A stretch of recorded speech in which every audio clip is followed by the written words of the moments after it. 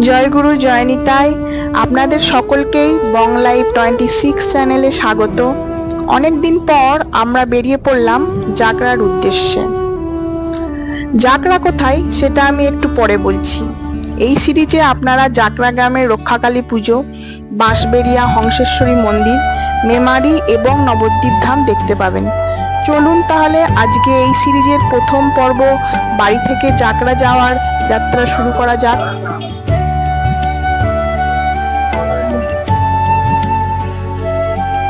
জয় নিতাই। জাকরা কোথায় সেটা আগে বলে দিই। এটা আমার বাপের বাড়ি। এখানেই আমার শৈশব এবং কৈশোরের সময় অতিবাহিত হয়েছিল। জাকরা এক ছোট প্রাকৃতিক সৌন্দর্যে পরিপূর্ণ এই গ্রাম বাংলার এক ছোট্ট গ্রাম। পূর্ব বর্ধমান জেলার মেমারি থানার অন্তর্গত বোহার গ্রাম পঞ্চায়েতের একটি ছোট গ্রাম জাকরা। গল্প বলার আগে আপনারা যারা সাবস্ক্রাইব করেছেন তাদের অসংখ্য ধন্যবাদ। যারা করেননি অথচ আগের ভিডিওগুলি দেখেছেন তাদেরকেও বলবো চ্যানেলটি অবশ্যই সাবস্ক্রাইব করে দিন। বেল আইকনটি অবশ্যই প্রেস করে রাখবেন যাতে এই ধরনের ভিডিও আসলেই আপনারা নোটিফিকেশন পান। ভিডিওটি লাইক, কমেন্ট, শেয়ার করবেন। চলেছি বাড়ি থেকে জাকরার উদ্দেশ্যে। আজ আমাদের সফর সঙ্গী অনেকেই আছেন। আমাদের সাথে গোড়াগড়ি তো আছেই, সাথে আমার বড় ঠাকুমা, ছোট ঠাকুমা ও ছোট দাদু আছেন। ভিডিওতে এখনো পর্যন্ত আপনারা যা দেখলেন তা কিন্তু জাকরা গ্রাম নয়। বাড়ি থেকে বেরিয়ে মোসাট হয়ে আমরা বনমালীপুর উদ্দেশ্যে চলেছি। এই দেখুন গড়িকে দেখা যাচ্ছে। আমরা কিন্তু গাড়ির পেছনেই আছি।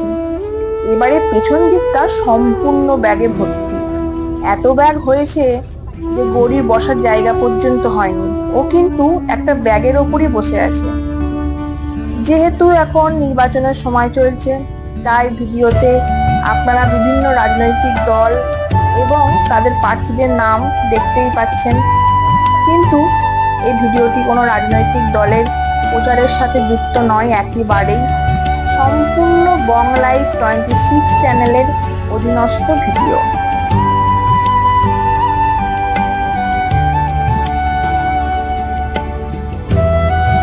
আমরা এখন বনমালীপুরের ব্রহ্মদত্ত ধামের মোড় পার হয়ে বাড়িপাড়ার দিকে যাচ্ছি। একটু আগেই বাঁ দিকে যে রাস্তাটা চলে গেল ওই পথ দিয়েই ব্রহ্মদত্ত ধাম। এখন আমরা বাড়িপাড়া বাজারে। সকালে এখানে প্রচুর ভিড় থাকে। আশেপাশে কাঁচা আনাজের পাইকারি যত বাজার বাড়িপাড়ার থেকেই হয়। বাড়িপাড়ার বাজারটা একদম রেল স্টেশনের কাছে। স্টেশন যাবার রাস্তায় বাজারটা বসে।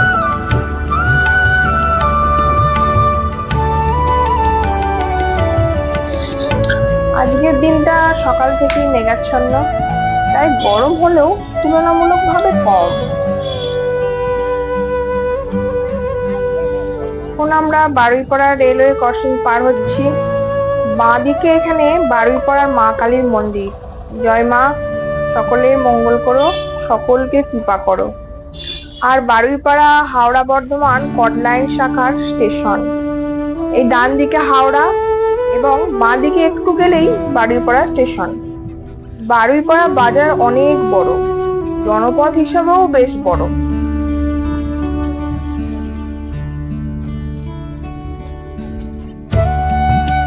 ওই দূরে দেখা যাচ্ছে বারুইপাড়া স্টেশন। আমরা 31 নম্বর বাস রুট দিয়ে চলেছি। এই যে পোলটা ক্রস করলাম এটা সরস্বতী নদীর উপর। বারুইপাড়া গ্রামটি কিন্তু সরস্বতী নদীর তীরে। সরস্বতী নদী ক্রস করে আমরা দুর্গাপুর এক্সপ্রেসওয়েতে উঠবো।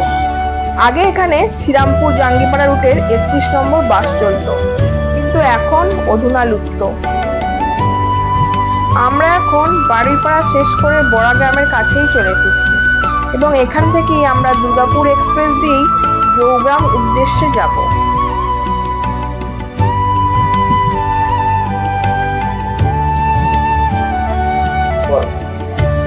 এই সার্ভিস রোডে আমরা চলে এসেছি।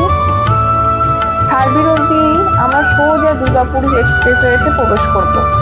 ডান দিকে আপনারা দেখতেই পাচ্ছেন দুর্গাপুর এক্সপ্রেসওয়ে। এই আমরা দুর্গাপুর এক্সপ্রেসওয়েতে প্রবেশ করলাম।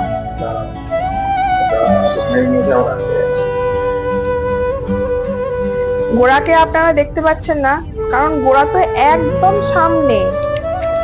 মাঝে মাঝে গড়িকেই দেখতে পাচ্ছেন।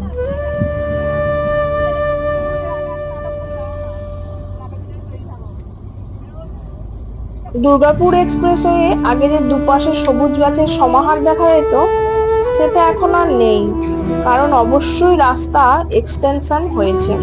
আগে 4 লেন ছিল, এখন 6 লেন হয়েছে। তাছাড়াও দুপাশে সার্ভিস রোডটাও ডানকুনি থেকে পালসিক পর্যন্ত সম্পূর্ণ করা হয়েছে। রাস্তার এক্সটেনশনের কাজ এখন সম্পূর্ণ শেষের পথে।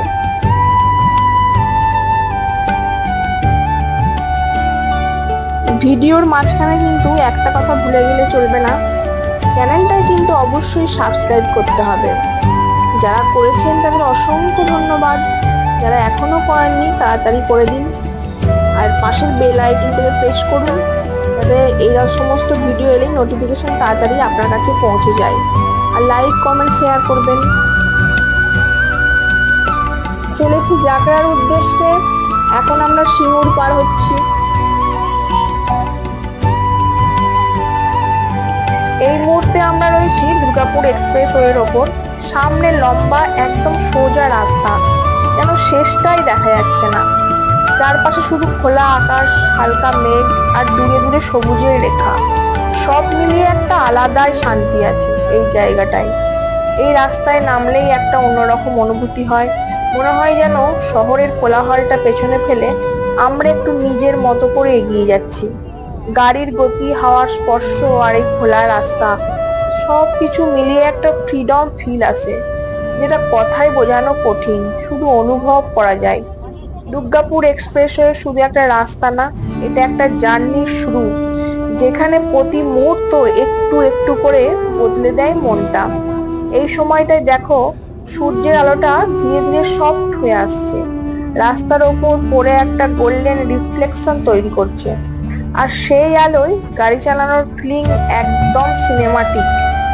কখনো কখনো এমনও মনে হয় গন্তব্যে পৌঁছানোটা ততটা ইম্পর্টেন্ট না, যাত্রাটাই আসল। এই পথেই লুকিয়ে থাকে সবচেয়ে সুন্দর মুহূর্তগুলো। আর সত্যি বলতে এই এক্সপ্রেসওয়ের ওপর দিয়ে যতবার গেছি প্রতিবারই নতুন কিছু ফিল হয়েছে। নতুন দৃশ্য, নতুন আলো, নতুন একটা ভাইব। যারা রোড ট্রিপ ভালোবাসেন তাদের জন্য এই রাস্তা একদম স্বপ্নের মতো। বিশেষ করে এই সময়টা, না খুব ভিড় না খুব তাড়া, শুধু নিজের মতো করে এগিয়ে যাওয়ার সুযোগ। আমাদের এই যাত্রার অনেকটা অংশই এই রাস্তার ওপর দিয়ে। আর আমি বলবো এই অংশটাই পুরোটাই হয়তো পুরো ট্রিপের নারেটেড, কিন্তু সবচেয়ে বিউটিফুল পার্ট। কারণ এখানে কোনো স্পেসিফিক ডেস্টিনেশন নেই, শুধু একটা চলার অনুভূতি আছে, যেটা ধীরে ধীরে মনে থেকে যায় অনেক দিন ধরে। পথটা যতটা সুন্দর, যাত্রাটাও ততটাই গল্প হয়ে যায়। এই পথের একটা নিজস্ব ছন্দ আছে, যা ধীরে ধীরে মিশে যায় মনটার ভেতরে। চারিদিকের দৃশ্যগুলো লক্ষ্য করলে বোঝা যায় প্রকৃতি আর পথ যেন পাশাপাশি হেঁটে চলেছে। কোথাও বিস্তৃত সবুজ, কোথাও দূরের গ্রাম, আবার কোথাও নীরবতার মাঝেও একটা জীবন্ত স্পন্দন। এই রাস্তার ওপর দিয়ে এগোতে এগোতে সময়টা যেন একটু আলাদা হয়ে যায়। ঘড়ির কাঁটা তখন আর তেমন গুরুত্বপূর্ণ থাকে না, বরং প্রতিটা মুহূর্ত নিজের মতো করে বয়ে চলে। মাঝে মাঝে চোখে পড়ে ছোট ছোট দৃশ্য। একটা ট্রাক ধীরে ধীরে এগিয়ে যাচ্ছে, কোনো মোটর বাইক পাশ কাটিয়ে চলে গেল, দূরে কোনো চায়ের দোকান। এই ছোট্ট ছোট মুহূর্তগুলোই মিলিয়ে দেয় বড় এক অনুভূতিতে। এই পথ শুধু গন্তব্যের দিকে নিয়ে যায় না, এটা মানুষকে একটু থামতে শেখায়, নিজের ভেতরের কথাগুলো শুনতে শেখায়। গাড়ির জানালা দিয়ে বাইরে তাকালেই মনে হয় যেন প্রতিটা দৃশ্য একটা আলাদা গল্প, যার কোনো শব্দ নেই কিন্তু অনুভূতি আছে। এখানে কোনো কৃত্রিমতা নেই, সবকিছু খুব স্বাভাবিক, খুব সহজ। আর সেই সহজতার মধ্যেই লুকিয়ে আছে এক অদ্ভুত সৌন্দর্য। দূরের আকাশটা ধীরে ধীরে বদলাতে থাকে, আলো রং পরিবর্তন হয়, আর সেই পরিবর্তনের সাথে সাথে মনের ভেতরেও যেন একটা নরম পরিবর্তন আসে।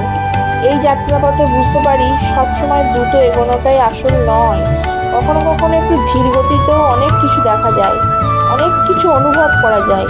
এই পথটাই শুধু চলার নয়, এই পথ মনে রাখার, এই পথ ফিরে আসার, আর হয়তো আবার নতুন করে শুরু করার। বিস্তীর্ণ উপভূমির দিকে তাকালে মনে হয় প্রকৃতি যেন নিজের হাতেই এঁকে রেখেছে এক বিশাল ক্যানভাস। মাটির রং, ঘাসের সবুজ আর আকাশের নীল সব মিলিয়ে এক অপূর্ব সাদৃশ্য তৈরি করেছে, যা চোখে যেমন ধরা পড়ে তেমনি মনেও গভীর ছাপ ফেলে। এখানে কোনো কোলাহল নেই, কোনো তাড়াহুড়ো নেই, শুধু একটানা ছড়িয়ে থাকা শান্তির আবহ, যা ধীরে ধীরে ঘিরে ধরে চারিদিক। দূরের গাছগুলো যেন স্থির দাঁড়িয়ে থেকেও কিছু বলছে, হয়তো সময়ের গল্প, হয়তো এই ভূমির দীর্ঘদিনের স্মৃতি। হালকা বাতাস বয়ে গেলে ঘাসের মাথাগুলো দুলে ওঠে, আর সেই দুলুনির ভেতরেও লুকিয়ে থাকে এক অদ্ভুত সুর, যা শুনতে না পেলেও অনুভব করা যায়। এই উপভূমিতে আলো আর ছায়ার খেলা খুব সূক্ষ্মভাবে বদলাতে থাকে, কখনো উজ্জ্বল, কখনো নরম, আবার কখনো একবারেই মৃদু। এই পরিবর্তনগুলোই এই জায়গাটিকে প্রতিক্ষণে নতুন করে তোলে। কখনো মনে হয় এই নীরব বিস্তৃতির মাঝেই সবচেয়ে স্পষ্টভাবে নিজেকে খুঁজে পাওয়া যায়। চারিদিকে এতখানি খোলা জায়গা, যেখানে দৃষ্টির কোনো বাধা নেই, মনও তখন বাধাহীন হয়ে যায়। এই উপভূমির সৌন্দর্যতাই শুধু চোখে দেখার নয়, এটা অনুভব করার, ধীরে ধীরে নিঃশব্দে নিজের মতো করে। আমরা আবার সার্ভিস রোড ধরলাম। প্রায় কিছুদিন আগেই ফ্লাইওভারের কিছুটা অংশ ধসে গিয়েছিল, যা এখন জোর কদমে মেরামতের কাজ চলছে। সেই অংশটুকুই আপনারা ডান দিকে দেখতে পেলেন। পুর এক্সপ্রেসওয়ে ছেড়ে আমরা এখন উঠে এসেছি জৌগ্রাম মেমারি রোডে। এই পথটা আগের রাস্তার থেকে অনেকটাই আলাদা। এখানে চোখে পড়ার মতো বড় কোনো দৃশ্য নেই, তবুও চারপাশে একটা সহজ শান্ত সৌন্দর্য ছড়িয়ে আছে। দুপাশে বিস্তীর্ণ মাঠ, মাঝ দিয়ে সোজা এগিয়ে যাওয়ার রাস্তা, সবকিছু খুব সাধারণ, কিন্তু সেই সাধারণের মধ্যেই একটা আলাদা টান আছে। এই রাস্তায় চলতে চলতে মনে হয় যেন আমরা ধীরে ধীরে গ্রাম বাংলার ভেতরে ঢুকে পড়ছি। জৌগ্রাম থেকে মেমারির দিকে যেতে যেতে চারপাশে মানুষের উপস্থিতি একটু বাড়ে, লোকাল জীবনের ছোঁয়াটা আরো স্পষ্ট হয়ে ওঠে। আর মেমারি পার করে যখন আমরা জাগরার দিকে এগোতে থাকি, তখন আবার সেই নিরিবিলি পরিবেশটা ফিরে আসে। রাস্তার ধারে ছোট ছোট বসতি, মাঝে মাঝে সবুজের ছোঁয়া, আর চারিদিকে এক ধরনের স্থিরতা, যা খুব বেশি চোখে পড়ে না, কিন্তু অনুভবে ধরা দেয়। এই পথটা খুব জাঁকজমকপূর্ণ নয়, কিন্তু এখানে একটা বাস্তবতা আছে, যেটা খুব কাছের, খুব চেনা। হয়তো এই কারণেই এই রাস্তাটা আলাদা করে মনে থেকে যায়, চোখে নয়, মনে। আমরা জাখরা গ্রামে পৌঁছে গেলাম। যাত্রাপথে প্রায় অন্তিম লগ্নে পৌঁছে গেছি। 85 কিলোমিটার অতিক্রম করে আমরা জাখরা গ্রামে এলাম। মায়ের মূর্তি দর্শন করুন। আজ এই পর্যন্তই। এই সিরিজের পরবর্তী পর্বে মায়ের পুজো আপনাদের সামনে তুলে ধরব। নমস্কার, ধন্যবাদ।